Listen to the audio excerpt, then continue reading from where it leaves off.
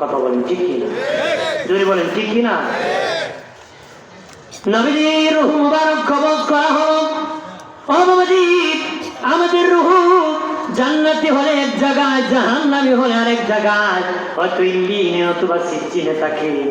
নবীজির রূহ মুবারক নিয়ে বাবা আজরাইল ঘুরতেছে, কোনো জায়গা পাইতেছে না রে।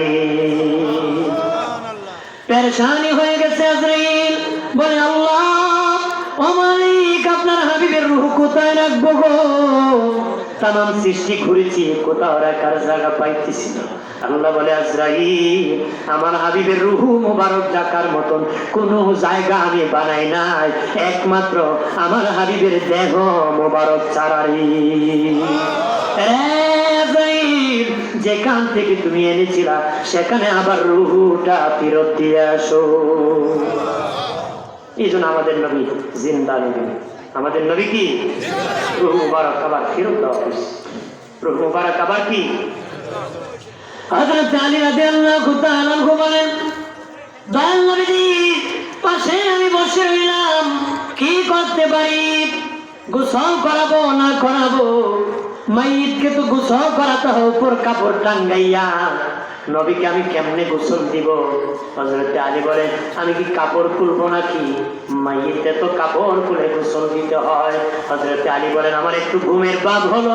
নবী বলে, আলী রে আলী, আমি নবীজি জানেন জীবনে কোনোদিন নাপাক হই নাই, আমার কাপড় খোলা লাগবে না, আমার কাপড়ের উপর পানি ঢেলে দাও।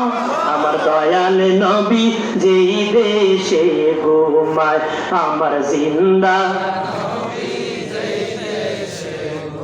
প্রেম যদি শিখবি রে মন, প্রেম যদি শিখবি রে মন, সব ছেড়ে চল মদিনায়, আরে সব ছেড়ে চল মদিনায়। আমার দয়াল নবী যেই দেশে ঘুমায়, আমার জিন্দা নবী তোরা দেখলে ছবি পাগল হবি, দেখলে ছবি পাগল হবি, কাঁদবে বসে নিরালায়, আরে কাঁদবে বসে নিরালায়। আমার দয়াল নবী যেই দেশে ঘুমায়, আমার জিন্দা নবী আল্লাহুম্মা সাল্লি আলা সাইয়্যিদিনা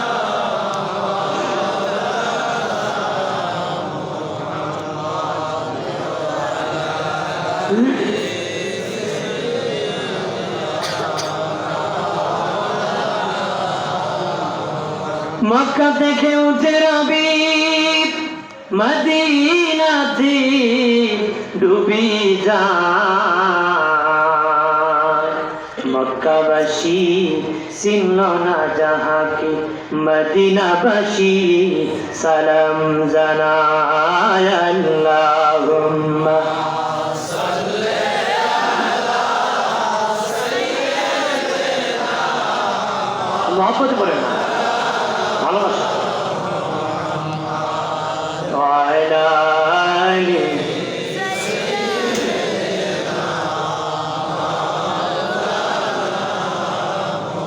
খারাপ লাগতেছে নাকি ভাই? আর বলবো আমি কিন্তু এইভাবে ধারাবাহিক বলি, তাকে খারাপ লাগে না? অনেকে সময় পাস করতে পারে, আমি ধারাবাহিক আমাকে বলতেছি, যতটুকু বলবো আল্লাহ যদি তৌফিক করে, তৌফিক যে নবীজি দয়া করে কোন আমিন, কোন আমিন। আমার বোনের বাবাজি, আল্লাহ নবীর ইন্তেকাল শরীফের পরে 3 দিন পরে নবীজির রওজা মুবারকে রাখা হয়েছে। 3 দিন পরে নবীজিকে রাখা হয়েছে, কারণ কেমনে জানেননি? কারণ কি? নবীজির হুজরা ছিল ছোট্ট, সাহাবীরা দলে দলে জিয়ারত করতে 3 দিন সময় লেগেছিল রে। নবীর জানাজা হয় না আমাদের মতন কি? জানাজা পড়তে আমরা মাইয়িত বলি, বাড়ি মাইয়িত শব্দ বলতে হয়, আর নবীর শানে মাইয়িত বলা হারাম। কথা বলে না। নবী শানে মাইয়িত বলা হারাম, নবী জিন্দা। নবীর জানাজা কে পড়বে? আমার আল্লাহ এমন কোন ইমামই পৃথিবীতে বানায় নাই। গোবর দিয়ে কি কাপড় পরিষ্কার হয়? কাপড় পরিষ্কার হইব? নবীর ইমামতি করার কোন ইমাম নাই। নবীর আগে কেউ টাকার অধিকার কথা না। নবীর আগে বারবা ইমাম চলে যাবে কথা না। এক লোক স্বপ্নে দেখছে তার বাবা নবীর আগে হাঁটতেছে। তার বাবা কি ইবনে শিরিন রহমতুল্লাহ আলাইহি স্বপ্নে তাবির করে ওনার কাছে গেছে, আমি তো স্বপ্নে দেখছি আমার বাবা নবীর আগে।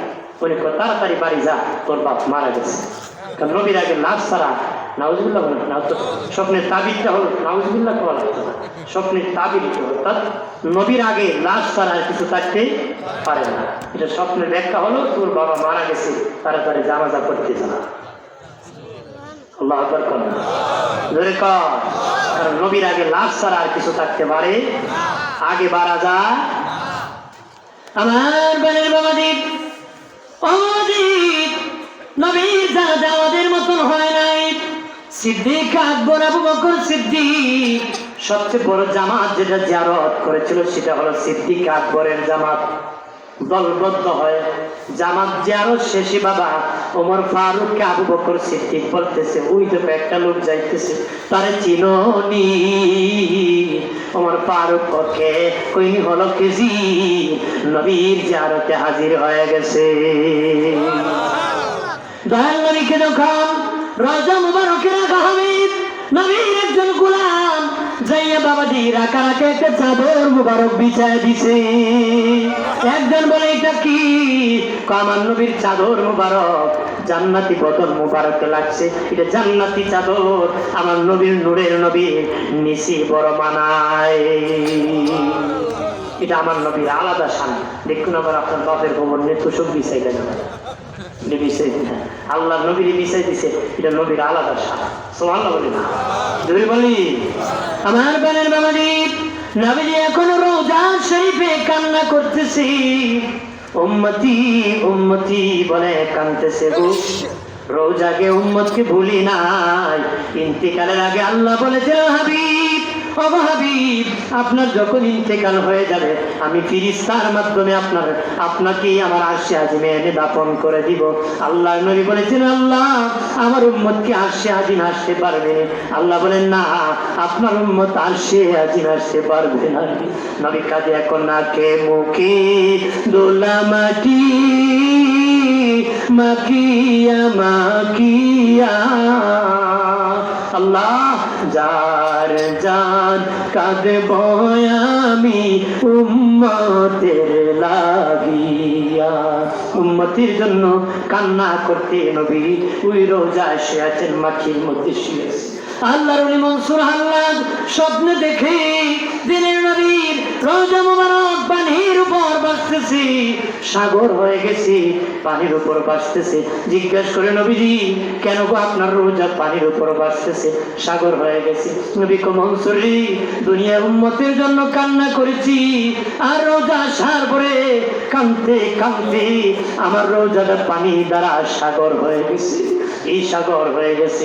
আল্লাহর ওলি মনসুর হাল্লাদ ঘুম থেকে উঠিয়া বাজারে বাজারে ঘোরা আর গান গায়, কান্দায়ো না কান্দায়ো না নবীকে, কান্দায়ো না নবীকে, নবীকে কাঁদাইলে কাঁদবা হাসরে, নবীকে কাঁদাইলে কাঁদবা হাসরে। আল্লাহ মহব্বতে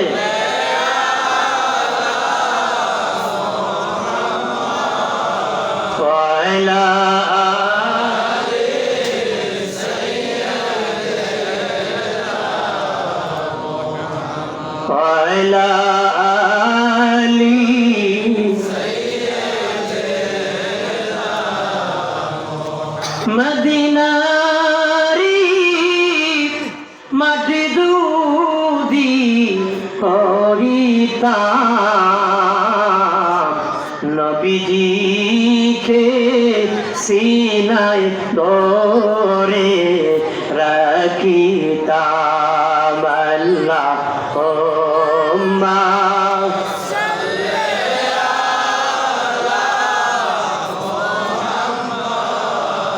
وعلى آل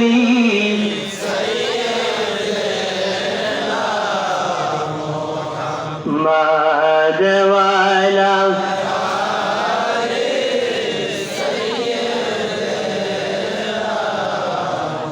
আমার বাড়ির বাবাজি অবাবাজি খেয়াল করেন ভালো করিয়া নবীর বিদায়ের পরে প্রথম খলিফা হলেন আবু বকর সিদ্দিক। উনি খেলাফতির দায়িত্ব বসে গেলেন গো। উনি যেদিন অসুস্থ হয়ে বললেন হযরত আলী রাদিয়াল্লাহু তাআলা আনহু দেখতে গেলেন, বলেন আলী রে আমার ইন্তিকালের পরে তুমি গোসল করাবারে। সুবহানাল্লাহ, তুমি গোসল করাবা। আরে আলী আমার ইন্তিকালের পরে খবর খনন করবা না। হযরত আলী রাদিয়াল্লাহু তাআলা আনহু বলেন আবু বকর ভাই, নবী তো নবীর পাশে আপনাকে রওজার জায়গা দিয়ে গিয়েছে, কেন আমি খবর খনন করব না? আমি দেশ চালাইছি, পৃথিবী চালাইছি, চালাতে হয়তো ভুল হতে পারে, নূরের নবী আমার প্রতি বেজার হয়ে যেতে পারে। আমি আবু বকর জানি না নবী কি আমার প্রতি খুশি আছে না বেজার আছে। পরে ব্রাহ্মণবাড়িয়া বিজয়নগরে মুসলিম জনতা জীবনে কি একদিন ভাবছনি নবী আমার প্রতি বেজার আছে না খুশি আছে রে? নবীজি বলেছেন আবু বকর জান্নাতি। ওই আবু বকর বলে আলী তুমি খবর খনন করবা না রে, কারণ নবী বেজার আছে না খুশি আছে আমি আবু বকর জানি না। আমার ইন্তিকালের পরে জানাজা পড়িয়া কাটিয়া নবীর কাছে নিয়ে যাবার রওজার পাশে আমি হতভাগা ইবনে কুহাফার ছেলে আবু বকরের সালাম খানি দিবান আর বলবা হুজুর আপনার বন্ধু আবু বকর আপনার পাশে নবী শুইতে চান। নবী কয় তোমরা বন্ধুত্ব করো নিজের লোকের সাথে। নবী কয় আমার উম্মত অত পতন হবে, নিজের লোককে পরের লোক মনে করবে, পরের লোককে নিজের লোক মনে করবে, নিজের লোকের সাথে দুশ্মনী করবে, পরের লোকের সাথে বন্ধুত্ব করাতে অধপতন হবে। নবী কয় আমার উম্মত দেখে নাও আমি আমার নিজের লোকের সাথে বন্ধুত্ব করেছি। আবু বকর আমার শ্বশুর, আমি কিন্তু আমার শ্বশুরের সাথে বন্ধুত্ব করেছি। উমর আমার শ্বশুর, আমি আমার শ্বশুর উমরের সাথে বন্ধুত্ব করেছি। উসমান আমার জামাতা, আমি আমার জামাতার সাথে বন্ধুত্ব করেছি। আলী আমার জামাতা, আমি আমার জামাতা আলীর সাথে বন্ধুত্ব করেছি। আমরা তো এই বন্ধুত্ব নাই। বুড়া শ্বশুরে জামাই দেখলে কই গুন্ডার দ্বারা পুরি বিয়া দেয় ট্যাক্সি। আর জামাই বউরে দেখলে, জামাই ওরে দেখলে কয় এ বুড়ো হইছে না শয়তান হইছে, এর পুরি বিয়া করে শিখছি। না আছে বন্ধুত্ব, না আছে সভ্যতা। সামনের পাকাগুলো পূরণ করে, মানুষ জাগা হইতেছে না তো, একটু পাকাগুলো পূরণ করে একটু জিকির করি, পাকাগুলো পূরণ করি, একটু জিকির করি আল্লাহ আল্লাহ। ঠান্ডা কম এগিয়ে দেন না, পাকগুলো পূরণ করি, জাগা হইতেছেন আপনার ঢুকে পড়ুন আল্লাহ আল্লাহ আল্লাহ। আমি আর কয়েক মিনিট বলবো, বলেন উঠবেন না। আল্লাহ আল্লাহ লা ইলাহা ইল্লাল্লাহু মুহাম্মদ রাসূল। আখিরাতে পার হবে তুই ফুল সিরাতের ফুল। আল্লাহ আল্লাহ আল্লাহ আল্লাহ। জবান খুলে এই ঢুকে দাও, সবাই যুবকরা ঢুকে দাও, পাকাগুলো করুন আল্লাহ আল্লাহ। লা ইলাহা ইল্লাল্লাহু মুহাম্মদ রাসূল। আখিরাতে পার হবে তুই ফুল সিরাতের ফুল। আল্লাহ আল্লাহ। জবান খুলে আওয়াজ করে কোন না, জবানের মালিককে জোরে আল্লাহ আল্লাহ। শরম লাগে না? আল্লাহ আল্লাহ যেদিন কাজী হবে যারা যারা হিসাব নিবে আল্লাহ যেদিন কাজী হবে যারা যারা হিসাব নিবে সেই দিন তোমায় কে তরাবে সেই দিন তোমায় কে তরাবে মুহাম্মদ রাসূলকে রাতে পার হবে তুই ফুল সিরাতের ফুল আল্লাহ আল্লাহ আল্লাহ আল্লাহ আল্লাহ আল্লাহ আল্লাহ শয়তান দূর হবে কলব থেকে দূরে কম দূরে দূরে আল্লাহ আল্লাহ কলব পরিষ্কার হবে মানুষ বানাইল আল্লাহ প্রেমের কারণে প্রেমের ডুরি বান্দরে মদিনার শনে আল্লাহ আল্লাহ আল্লাহ মানুষ বানাইল আল্লাহ মানুষ বানাইল আল্লাহ প্রেমের কারণে প্রেমের ডুরি বন্দরে মদিনার শনে আল্লাহ আল্লাহ আরেক মিনিট আল্লাহ বানাইল আসমান জমিন আর বানাইল রাত রোয়ার দিন আল্লাহ বানাইল আসমান জমিন আর বানাইল রাত রোয়ার দিন হাবিবের বানাইল আল্লাহ আদমের বানাইল আল্লাহ প্রেমের কারণে প্রেমের ডুরি বন্দরে মদিনার শনে আল্লাহ আল্লাহ আল্লাহ জোরে জবান খুলে আল্লাহ আল্লাহ আল্লাহ বানাইল কত জাতি আর বানাইল প্রেম প্রীতি হাবিবের বানাইল আল্লাহ আদমের বানাইল আল্লাহ প্রেমের কারণে প্রেমের ডুরি বন্দরে মদিনার শনে আল্লাহ আল্লাহ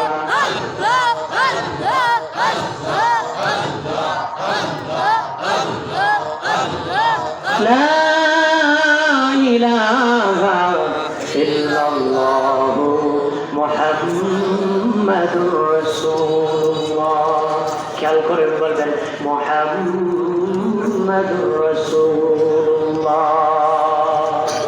পরে আবার মুহাম্মাদুর রাসূলুল্লাহ যারে যে ভালোবাসে গালে যদি চুমকায় টোটটা দুইটা ঝাঁটা দিয়া ধরে খবর মোহাম্মদ মিম মুহাম্মাদুর রাসূলুল্লাহ এটা হলো উম্মতের নবীর প্রতি ভালোবাসার পরিচয় সুবহানাল্লাহ বাবাজিরা আমার হযরত আবু বকর সিদ্দিক রাদিয়াল্লাহু তাআলা ইন্তেকালের পরে গোসল করায়া কাফন পরায়া জানাজা পড়িয়া খাটিয়া নিয়া হযরত আলী বলেন আল্লাহ নবীর রওজা শরীফের সামনে যে সালাম দিলাম ইয়া রাসূলুল্লাহ আপনার আবু বকর আপনাকে সালাম দিছে আপনি যদি অনুমতি দেন আপনার পাশে আপনার বন্ধু আবু বকরকে শোয়া দিব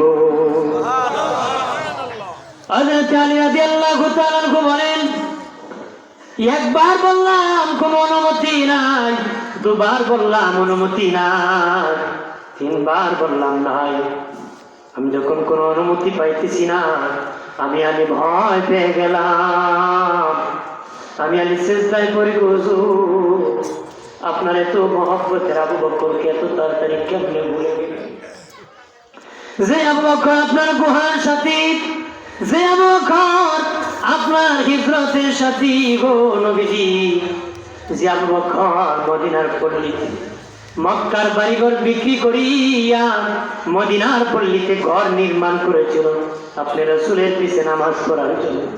হুজুর, এত তাড়াতাড়ি আবু বকরকে কেমনে বলে গেলেন?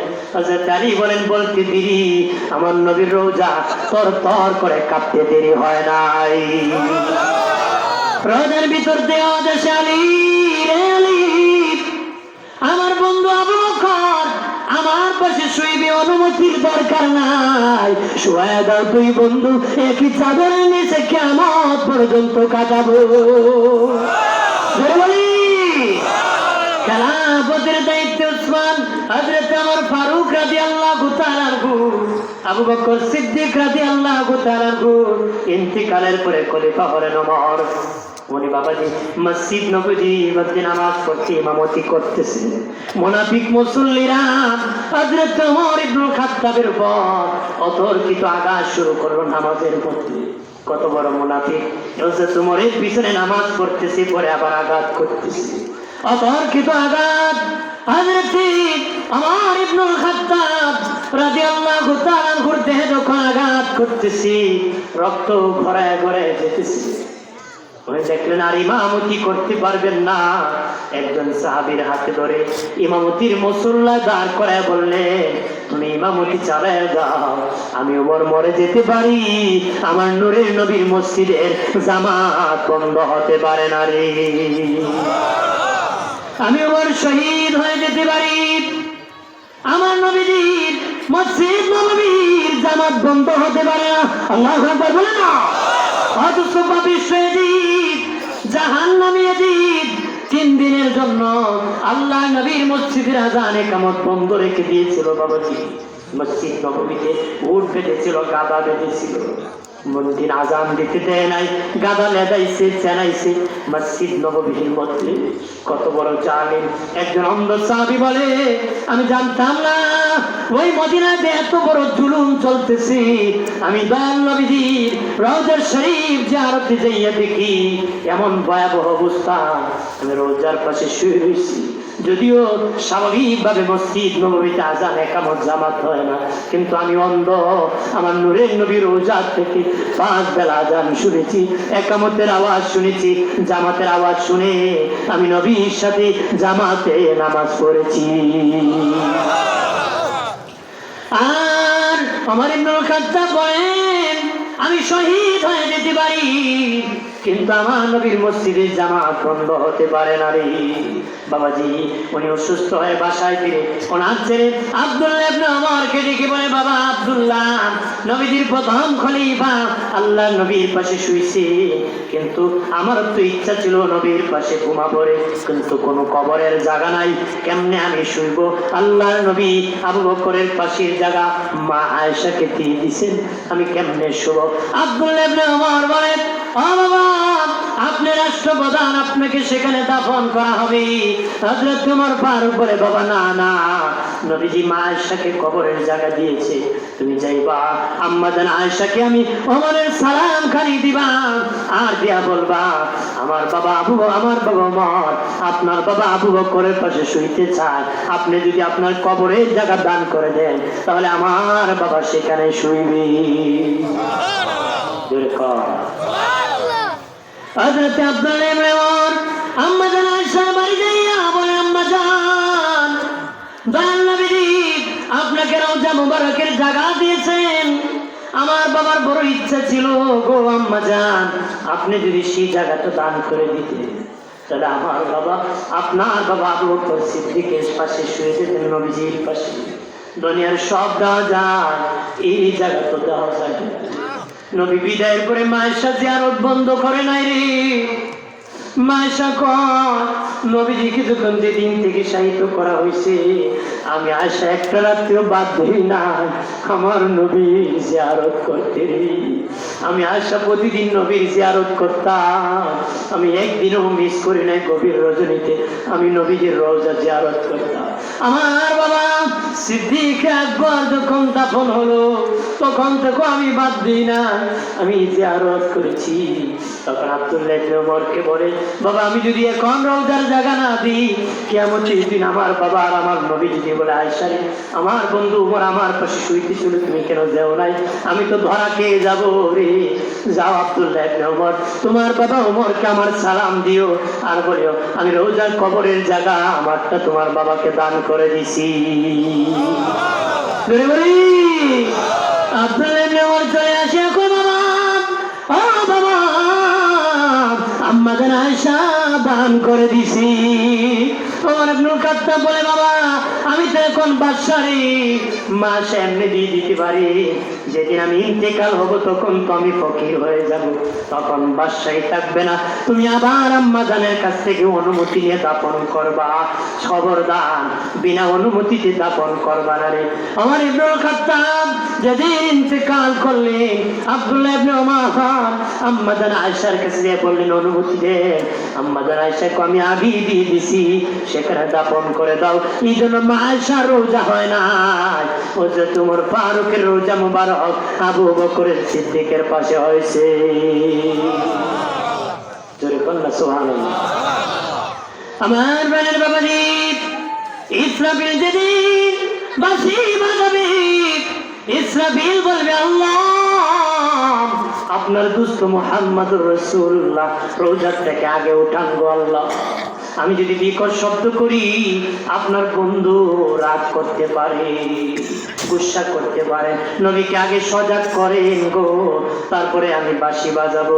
আল্লাহ বলবেন, রে জিবরাইল তুমি যাও যাও, 70,000 ফেরেশতা নিয়ে যাও, আমার হাবিবকে রোজা মুবারক থেকে আগে উঠাও, যাই আমি আল্লাহর সালাম দিবা, আমার বন্ধুকে মাকাম মাহমুদের দাওয়াত দিয়ে দিবারে। সুবহানাল্লাহ।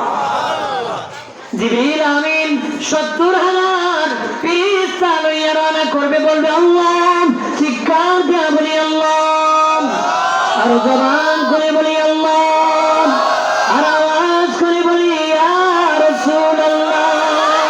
প্রাণের আল্লাহ রে কোথায় গেলে পাবো তোমারে, প্রাণের মাওলা রে কেমনে ডাকিলে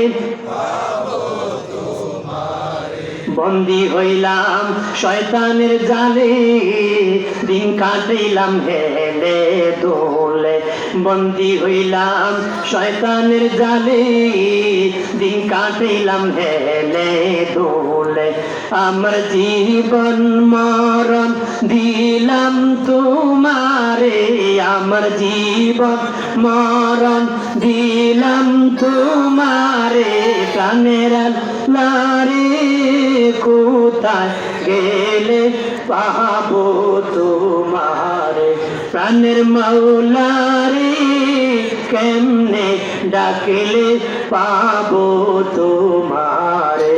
চিৎকার দিয়া বলি আল্লাহু আকবার। মনোযোগ আসেনি? কেডা কেডা ঘুমো হাত তো